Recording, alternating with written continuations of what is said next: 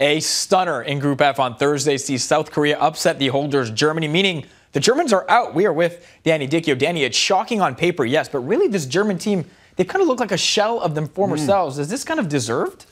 I think it is, and even Joachim Low has come out and said, look, we didn't deserve to go through. We did not play to our abilities. And this is a team that glided through qualifying as well, scoring goals aplenty, putting teams to the sword, but they just looked out of sorts all tournament, to be quite honest, Faizal. And I think their manner of the defeat today was really surprising for me. You know, there was no urgency there at the 70th minute mark. They knew that Sweden were beating Mexico, but there was no kind of up in tempo, and that was surprising to me.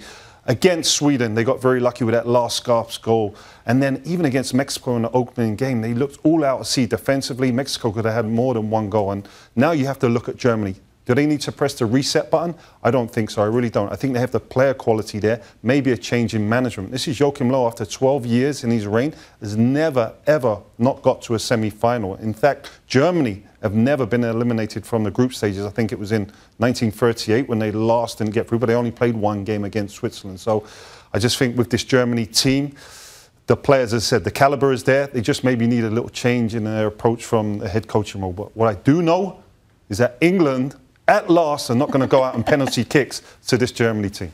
It'll be against somebody else. Speaking of Switzerland, they're moving on with Brazil as well. The Brazilians putting through their most complete performance of the tournament so far. They finished first in Group F. I imagine you agree with me that you really wouldn't want to face them if you're going into the knockout against them. Well, I said it last week after the game against Costa Rica that they got those 2 late goals in injury time, that this is a team, a wounded animal that has now got up on their feet, full of confidence, with momentum, and that they're dangerous. They are going to be dangerous. They have the quality of players there. They had a couple of injuries today, most notably Marcelo as well. So I think whoever's going to face these in the knockout rounds are going to be up against it because, as I said, going forwards, they look so good. And even defensively, they look a bit more solid now. I think Dichio has done a good job with this group, and I wouldn't want to face them in the knockout stages. Now, for all the talks about the Neymars, the Messis, Ronaldo, Philippe Coutinho has really been the star player for Brazil, involved again in their first goal on top of the 2 he scored already. How impressed have you been with him? Well, we speak about Neymar, we speak about Jesus and other players, but for me, he's been the most consistent player,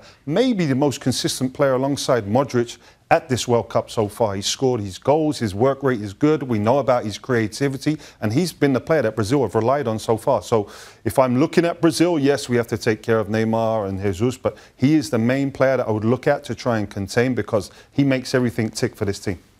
One more note on Germany. They are the 3rd straight World Cup holders to fail to get out of the group stages.